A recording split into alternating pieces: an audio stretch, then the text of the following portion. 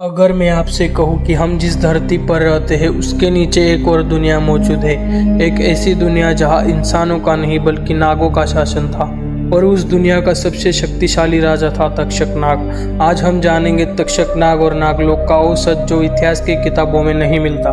प्राचीन भारतीय ग्रंथों में नाग शब्द बार बार आता है, लेकिन नागों को सिर्फ साफ समझ लेना शायद सबसे बड़ी भूल है। महाभारत और पुराणों में नागों को बताया गया है अत्यंत बुद्धिमान, शक्तिशाली और मानव जैसे व्यवहार वाले। कई इतिहासकार मानते हैं कि नाग एक प्राचीन मानव समान प्रजाति थे जो सांपों को अपना प्रतीक मानते थे।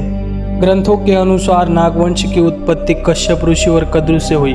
शेषनाग, वासुकी, तक्षक, कर्कटक ये सभी सिर्फ पात्र नहीं बल्कि एक पूरे वंश के प्रतीक थे।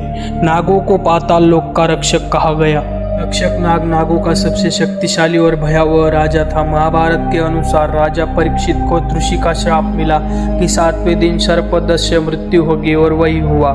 तक्षक नाग ने राजा परीक्षित को डसा, लेकिन सवाल उठता है क्या यह केवल बदला था या नागों और मानवों के बीच एक बड़े संघर्ष की शुरुआत।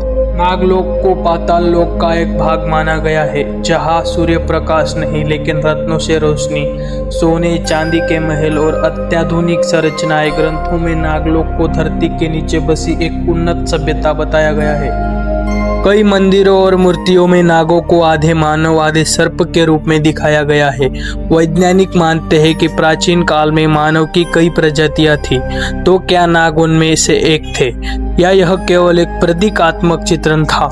आज भी भारत में नाग पंचमी, नाग मंदिर, शिव के गले में वासुकी नाग यह दर्शाता है कि नागों को केवल डर से नहीं बल्कि सम्मान से पूजा गया। सिर्फ भारत ही नहीं, मिस्र, मेक्सिको, चीन, कंबोडिया हर जगह स्नैक गोड्स की पूजा मिलती है।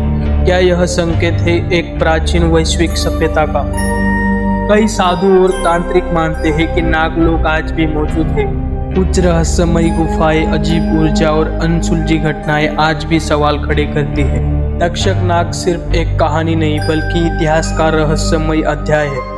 क्या नागलोक सच है या भूली हुई सभ्यता? आप क्या सोचते हैं? कमेंट में जरूर बताइए। Subscribe to mystic tales of Bharat.